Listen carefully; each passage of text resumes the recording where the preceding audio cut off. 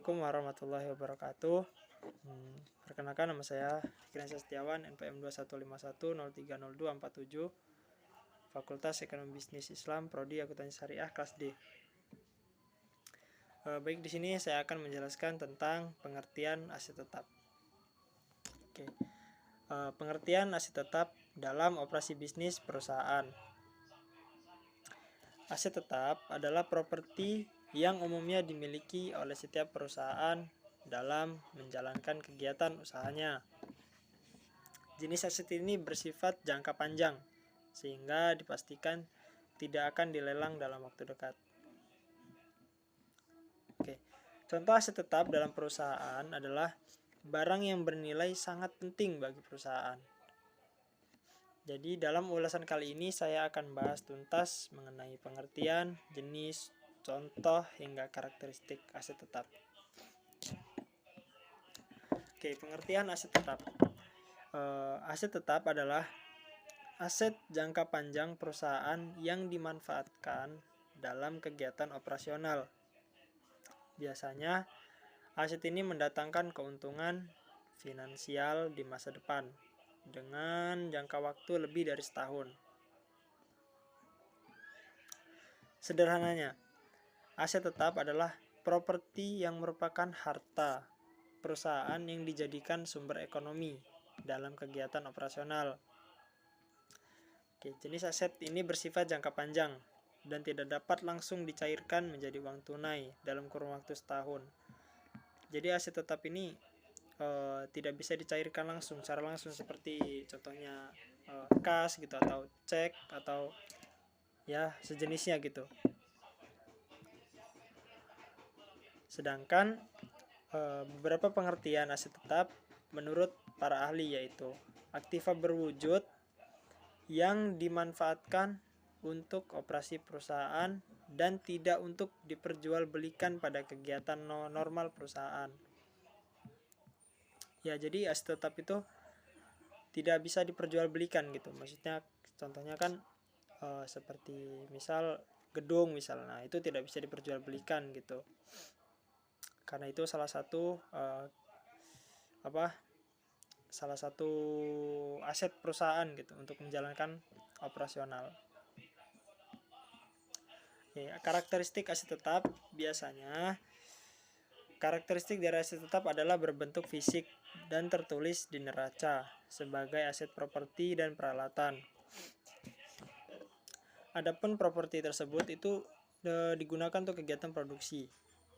Di antaranya yaitu yang pertama adalah dapat disusutkan. Yaitu aset tetap itu jenis aset yang dapat mengalami penyusutan. Hal ini menggambarkan tingkat depresiasi saat penggunaan aset tersebut. Itu yang kedua, memberikan keuntungan finansial jangka panjang. Selain itu, aset tetap adalah jenis kekayaan yang digunakan perusahaan untuk memproduksi barang dan menghasilkan keuntungan besar. Pasalnya, barang tersebut tidak dijual kepada pelanggan, melainkan disimpan dalam tujuan investasi. Jadi, aset tetap itu tidak bisa diperjualbelikan gitu. Jadi itu sebagai sarana untuk menghasilkan suatu produksi bagi perusahaan. Klasifikasi aset tetap. Dengan berbagai karakteristik yang dimiliki, itu membuat aset ini dibedakan menjadi beberapa jenis. Yang pertama diantaranya sebagai berikut. Yang pertama itu adalah lahan. Salah satu aset tetap adalah lahan, baik berupa sebidang tanah kosong maupun bangunan jadi. Dalam akuntansi perusahaan, tanah dan bangunan di atas suatu lahan harus dipisahkan pencatatannya. Jadi itu tanah sendiri dan bangunan jadi sendiri gitu pencatatannya dalam neraca. Lalu yang kedua itu adalah inventaris. Itu alat-alat besar yang dimanfaatkan dalam kegiatan perusahaan. Misalnya inventaris pabrik, inventaris kantor, inventaris laboratorium, dan inventaris gudang. Oke, lanjut ke perolehan aset tetap. Aset tetap bisa diperoleh dengan cara mulai dari pembelian aset, sistem barter, surat berharga, hingga donasi. Oke, dari pembelian tunai. Aset tetap adalah pembelian tunai. Aset tetap itu kekayaan perusahaan yang diperoleh dari hasil beli secara tunai yang dimasukkan ke dalam pembukuan. Adapun anggaran tersebut berupa total pengeluaran agar aset dapat dipakai. Lalu yang kedua itu adalah ditukar dengan surat-surat berharga. Salah satu cara memperoleh aset tetap adalah melalui pertukaran surat berharga. Nantinya akan dimasukkan ke dalam pembukuan sesuai dengan harga pasar saham. Nilai pertukaran ini berguna untuk menjadi dasar pencatatan pendapatan aset tetap. Oke, lanjut lagi, diperoleh dari hadiah atau donasi, yaitu dengan cara donasi atau transfer tanpa adanya timbal balik gitu. Jadi bisa dibilang seperti hadiah gitu. Atau contohnya seperti ada orang ingin membangun sebuah pabrik gitu. Jadi kita berdonasi nih. Nah, ini sebuah lahan untuk kegiatan perusahaanmu gitu, seperti itu.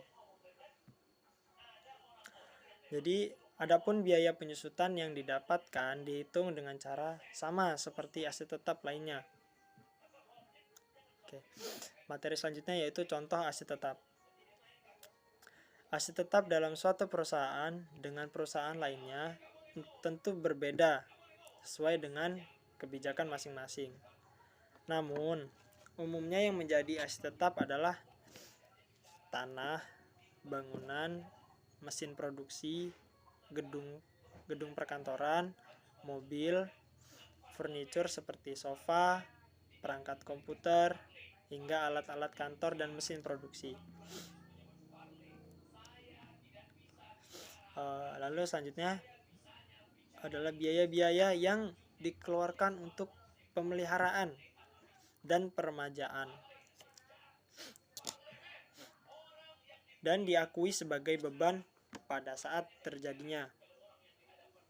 Oke, sedangkan biaya yang dikeluarkan untuk menambah masa manfaat aset dapat diperlukan sebagai aset, yakni dikapitalisasikan selama masa manfaat.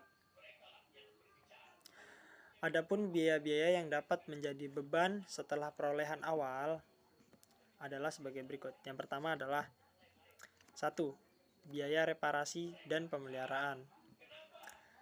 Biaya reparasi itu merupakan biaya yang jumlahnya kecil jika reparasinya biasa dan jumlahnya cukup besar jika reparasinya itu besar. Biaya pemeliharaan merupakan biaya yang dikeluarkan untuk memelihara aset tetap agar tetap dalam kondisi yang baik. Contoh dari biaya seperti ini adalah biaya pembersihan, pengecetan, dan biaya lain yang serupa. Yang kedua yaitu biaya penggantian. Jadi yang dimaksudkan dengan biaya penggantian itu adalah biaya yang dikeluarkan untuk mengganti aset tetap atau suatu bagian aset tetap dengan unit yang baru gitu, dengan tipe yang sama. Jadi misalkan ada aset tetap kita nih yang yang sudah jelek atau sudah rusak gitu. Nah, jadi kita ganti dengan yang baru tapi dengan merek yang sama gitu. Dan itu penggantian itu biasanya terjadi karena aset yang lama yang sudah tidak layak pakai. Nah, seperti saya jelaskan tadi. Lalu yang ketiga, biaya perbaikan. Jadi dimaksud dengan biaya perbaikan itu adalah penggantian suatu aset tetap dengan aset tetap yang baru untuk memperoleh kegunaan yang lebih besar. Perbaikan biaya kecil dapat diperlakukan seperti reparasi biasa. Tetapi perbaikan yang memakan biaya yang besar dicatat sebagai aset tetap yang baru. Aset tetap yang lama diganti dan akumulasi depresiasinya dihapuskan dari rekening-rekeningnya. Seperti itu. Yang keempat yaitu biaya penambahan. Yang dimaksudkan dengan biaya penambahan adalah memperbesar atau memperluas fasilitas suatu aset tetap. Gitu. Jadi misalkan gedung kita nih ingin diperlebar gitu, diperluas misalkan, jadi kita membangun lagi gitu, jadi semakin memperluas lah fasilitasnya itu. Nah, jadi apabila tadi tambahan-tambahan fasilitas tadi dipasang menjadi satu dengan bangunan-bangunan tadi, maka biaya yang dikeluarkan untuk memperoleh dan memasang alat itu merupakan suatu penambahan. Biaya-biaya yang timbul dalam penambahan dikapitalisasi menambah harga perolehan aset tetap dan didepresiasi selama umur ekonomisnya. Oke, yang kelima, penyusunan kembali aset tetap.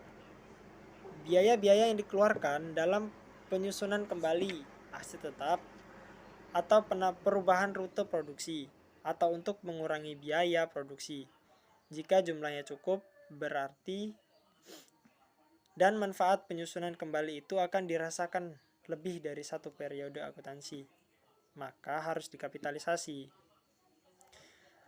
Jadi biaya-biaya semacam itu dikapitalisasi sebagai biaya dibayar di muka atau beban ditangguhkan. Oke, lanjut lagi materi selanjutnya yaitu perlakuan akuntansi depresiasi aset tetap. Perlakuan akuntansi itu mencakup beberapa aspek. Yang pertama yaitu pengakuan. Jadi pengakuan itu adalah suatu bentuk kepastian. Jadi untuk mengakui transaksi-transaksi yang terjadi di perusahaan. Pengakuan akuntansi dilakukan secara cash basis, yaitu transaksi-transaksi yang diakui pada saat kas dikeluarkan atau diterima. Selain itu, dapat dengan cara accrual basis, yaitu transaksi-transaksi yang diakui pada saat terjadinya transaksi tersebut. Oke, yang kedua yaitu pengukuran. Pengukuran merupakan suatu proses yaitu untuk menghitung dan menilai pos-pos atau akun-akun terkait di laporan keuangan tersebut. Dan sebelum dicatat menjadi sebuah jurnal gitu. Jadi kita harus menghitung dulu akun-akun yang terkait di laporan keuangan itu sebelum dijadikan sebuah jurnal. Yang ketiga yaitu pencatatan. Pencatatan adalah suatu proses setelah dilakukannya pengakuan dan pengukuran untuk setiap akun-akun yang dituangkan dalam sebuah jurnal. Jurnal ini akan terus dibutuhkan untuk membuat laporan keuangan. Nah, jadi setelah pengakuan dan setelah pengukuran gitu, jadi lanjut ke pencatatan gitu. Lanjut yaitu penyajian dan pelaporan. Penyajian dan pelaporan ini merupakan suatu proses gitu, akhir setelah dilakukannya pengakuan, pengukuran, pencatatan. Penyajian dan pelaporan akuntansi harus secara jelas gitu, tepat dan dalam perhitungan dan dapat dipertanggungjawabkan gitu, sehingga dapat digunakan atau dipakai oleh para investor dan para pemakai laporan keuangan lainnya. Oke, kita lanjut ke metode penyusutan aset tetap. Agar revaluasi aset tetap tidak berbeda-beda pada tiap perusahaan, maka Anda harus melakukan metode penyusutan aset tetap sesuai ketentuan yang berlaku. Berikut ini beberapa cara atau rumus-rumus penyusutan aset tetap. Oke, yang pertama adalah penyusutan garis lurus.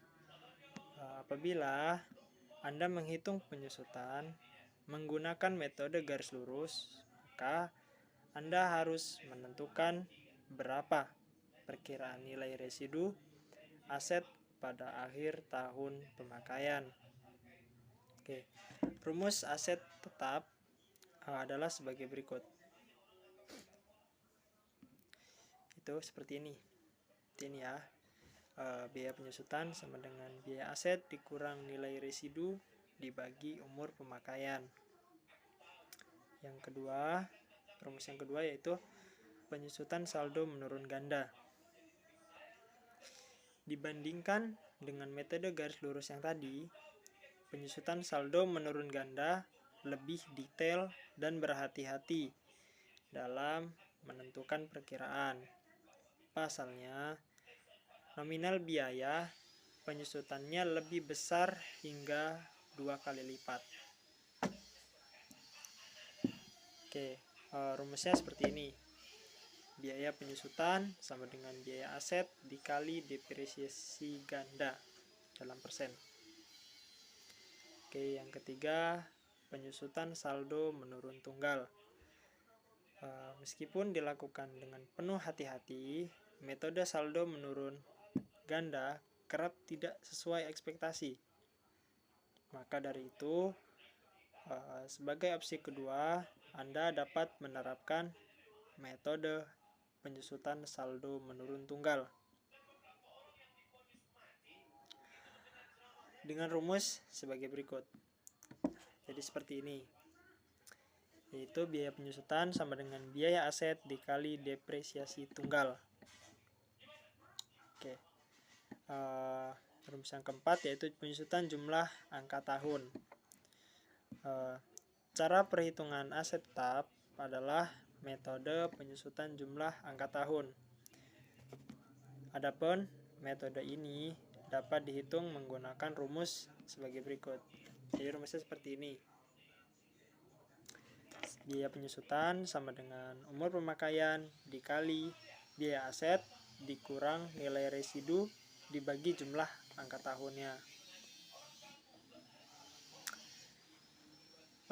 Itu yang kelima, penyusutan satuan hasil produksi. Anda dapat mengetahui perkiraan nilai depresiasi berdasarkan total barang yang diproduksi. Adapun rumus perhitungannya adalah seperti ini, yaitu biaya penyusutan sama dengan jumlah produksi dibagi total produksi usia ekonomis. Oke, dikali biaya aset dikurang nilai residu. Oke, jadi tadi itu penjelasan mengenai pengertian aset tetap, karakteristik, cara mendapatkannya, dan contoh-contohnya. Dalam berbisnis, aset tetap sangat tergantung dengan penanaman modal dari investor. Oke, mungkin cukup itu saja. Jika ada salah kata saya mohon maaf, kepada Allah saya mohon ampun. Bila fisabilil haq fastabiqul khairat. Assalamualaikum warahmatullahi wabarakatuh.